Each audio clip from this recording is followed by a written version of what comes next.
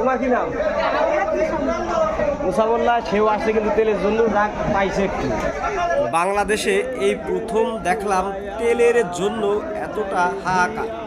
আগে পরে কখনো বাংলাদেশে এই পরিস্থিতি হয়নি।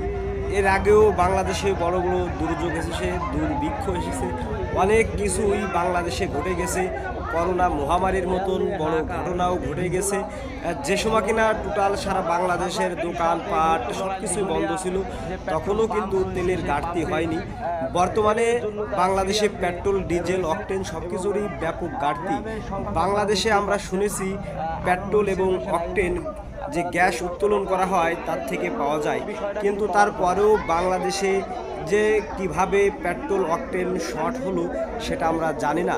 আপনারা যে পাম্পটি দেখতে পাচ্ছেন যে বন্ধ, এই পাম্পটি কিন্তু আবার এই পাম্পটা একই পাম্প, একদিন দেশে আর বাকি সব সময়